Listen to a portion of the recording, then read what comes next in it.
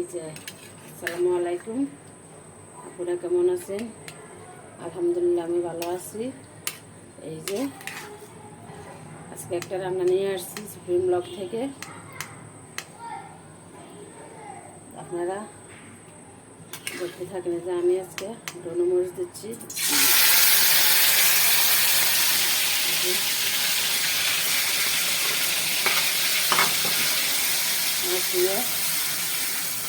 মরিচ দিচ্ছি,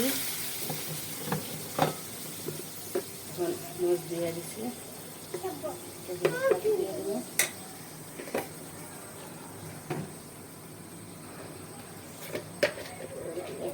লবণ দিয়ে দিলাম,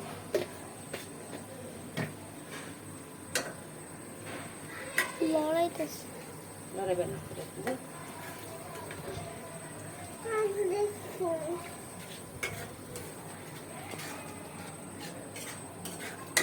আজকে মাছের মরিচ দিতেছি। আজকে শুক্রবার রাত, শনিবারে ভোর রাতে আমরা রোজার ভাত খাবো, মহরমের রোজা। এই জন্য দুপুর যে তরকারিগুলো রাঁধছি তা শেষ হয়ে গেছে। এই জন্য এখন রাত্রের জন্য মরিচ দিচ্ছি,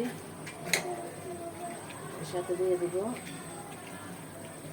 এবার মাছগুলো।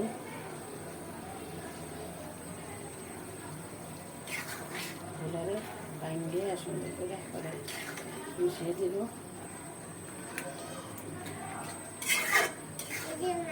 মরিচ দিই ভাত খাওয়া যায়, রামগুলো নোয়াখালীতে অনেক ফেভারিট খাবার। এই খাবারটা নোয়াখালীতে বেশি প্রচলিত, সবাই অনেক পছন্দ করে এই খাবারটা। এর সাথে দিয়ে হচ্ছে যে টমেটো কুচি,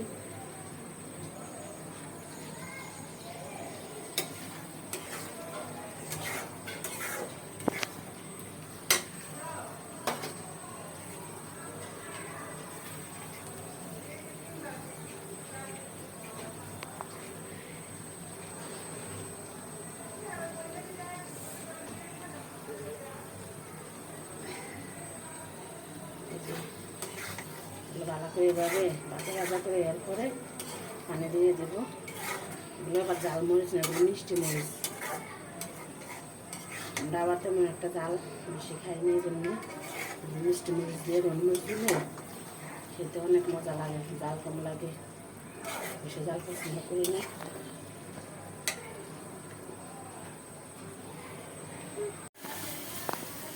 এই যে মরিচটা এত সুন্দর করে ভাজা হয়ে গেছে। এবার আমি জল দিয়ে দেব, সাথে আলাদা করে পেঁয়াজ রসুন দেওয়া লাগে না, কারণ আমি একসাথে মরিচ বাটার সাথে পেঁয়াজ বাড়ছি, রসুন বাড়ছি, তাহলে সব উঠে নিচ্ছি। আর আলাদা করে কিছু দিতে হয় না, দিয়ে দেব পানি।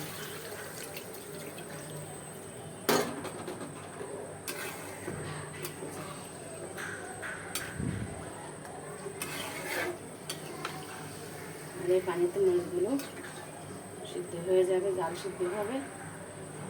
তারপরে শুকনো শুকনো করে মরিচটা ভেজে নেব।